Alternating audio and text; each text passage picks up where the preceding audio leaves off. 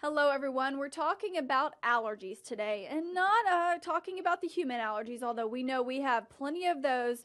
But, Dr. Hunter, we're talking about the pet allergies and really in our pet tip of the week, that affects the animals a lot. Yeah, absolutely, especially this time of the year. I mean, even in Southeast Texas in general, the most common, other than a routine checkup that we see any dog or cat for, is the itchy, scratchy, sometimes the sneezing and coughing, but usually those itchy, scratchy pets. Wow. So, what can they actually be allergic to? There's a few different things. Yeah, absolutely. The most common allergy we see just in Texas or along the Gulf Coast in general is going to be flea allergy. And there are a lot of people who say, well, my dog's strictly inside or doesn't go out. We use flea products every once in a while. Pretty much, I'll tell you that even in an apartment situation where a dog never goes outside, you're still going to get the occasional flea because you and I go outside. We open the door, they take a hitchhike on our pant leg, and they come on in. Mm-hmm. And it's one of those things, if you have a dog who's intensely itchy, the first and the easiest thing for any of us to do is get on that monthly preventative to try to prevent 99 to 100% of fleas ever biting your pet. Mm-hmm. And if they're being bit, then they're automatically allergic, or that's different? Not necessarily. Not all dogs are flea allergic, and most people, the misnomer is that, oh, well, I'd have to see hundreds of fleas. Well, no, if a dog is allergic, one flea bite is all it takes. You may never see that flea.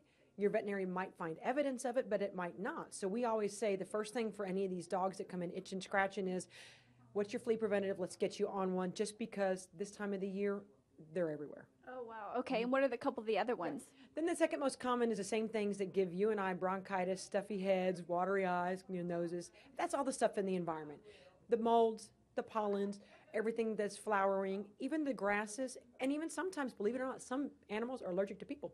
Oh, wow. Interesting. Yeah, exactly. So it's the things we use on our, generally if you've had a dog who's never scratched and you can say, gee, I just cleaned my carpet 2 weeks ago and now my dog is itching like crazy, it may be what you use to clean that carpet with.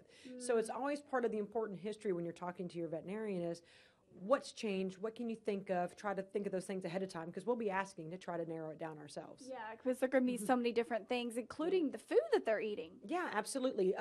Most dogs, some of the, when we've ruled out the other things, we've still got that allergic dog or the one that doesn't respond to the standard therapies, we start thinking about their food because that's the one constant they've always had. We might change from Purina to Alpo or whatnot, but most of the ingredients are very similar. They're either chicken or corn. There's a lot of things when you read them, top 5 things are pretty similar. And the dogs, the more they're exposed, they can, just like we get peanut allergies and those things, they can develop them as well. Yeah, I had a dog that chicken. It ended up being years later we figured out that was making her itch like crazy. Her skin was totally different after we took her off chicken. Right, absolutely. And sometimes it's simply we can switch from one over-the-counter brand to another. There's so many varieties are out there. However, other times it does take, going to the veterinarian, getting a specific prescription-restricted diet. And then once they're doing better, either you stay with that diet or we start playing with ingredients, finding out what can we potentially eat. And there's tests, of course, which help us out to say, for a couple $100, you can find out what all is your dog allergic to, and can we try to eliminate those things if possible? Because it could be really making them sick, too. Yeah, absolutely. I've seen some dogs and cats get very bad bronchitis and asthma and stuff like that. And some do require allergy shots just like you and I get is the only way to try to nip it in the bud and then avoid some of the bad side effects of those things that can help the symptoms. Yes, and I know that's where our pet tip of the week is very helpful, finding out things like this. But if someone has questions, really, they could come to you, Dr. Hunter, and just give the Main Street Veterinary Clinic a call and maybe figure out what all is going on with their animal. Right, exactly. And pretty much most of veterinarians, if you have a regular veterinarian you're using, give the office a call if you've noticed some of these problems and something kind of clicks, and just talk to the reception staff, or they'll leave a message for the doctor to get back with you depending on what's going on and try to answer their questions as quickly as they can. Great, thank you. We appreciate that. And now we will go check out our pet of the week.